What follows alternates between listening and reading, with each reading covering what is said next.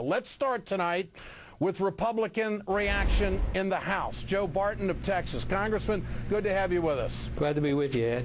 You know, the president today, his purpose was to come out and say that he was going to accept some provisions of what the Republicans have put out on the table all along. Are you comfortable with what you heard based on some things like going after waste, fraud, and abuse? What do you think? Well, of course, we're for ferreting out waste, fraud, and abuse, but mostly what the president said in terms of Republican ideas is just window dressing. He mentioned medical malpractice reform, but what he wants is a pilot program that really prevents states from imposing any kind of caps on medical malpractice issues. So that's not, in my opinion, real reform. Okay, well, the president says he's willing to commit $50 million to fund state initiatives designed to reduce medical malpractice costs. Now, I've spoken with a few legal beagles today. They say that this is a great start, and it will undoubtedly have an effect on cases which would favor the position of the conservatives. What about that? Well, real medical malpractice reform would be to take the bill that Texas passed in 2003 or that California passed in 1975. But is this a change, Congressman? I mean, this is $50 million geared on a state level to address what your side of the aisle has said, frivolous lawsuits. Well, if you look at the fine print, states can't put any kind of a cap on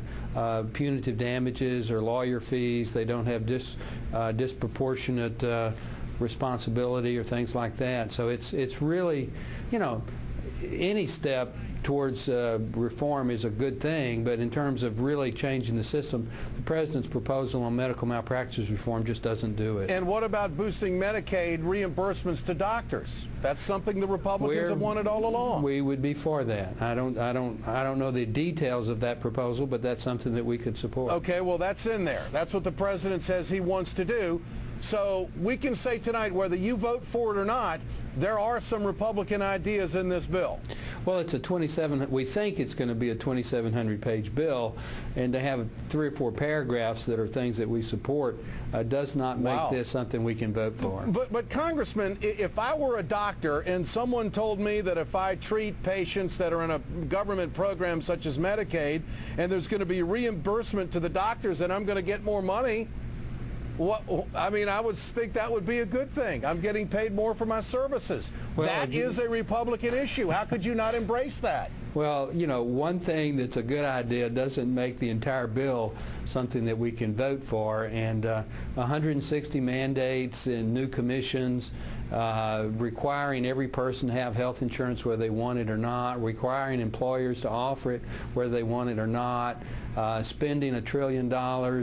Half the Bush tax cuts. 1.8 trillion was the Bush tax cuts. Yes, it was. It doesn't compute, sir. It does. The Bush tax cuts were 1.8 trillion, Joe. You know that. And this bill is half that. And the CBO scores it. It's going to save money over 10 years. Well, it saves money according to their scoring because it counts 10 years of revenue increases and only 6 years of spending. That's what most people would call a gimmick. All right. So, Congressman Barton, the $64 question, will you vote for it?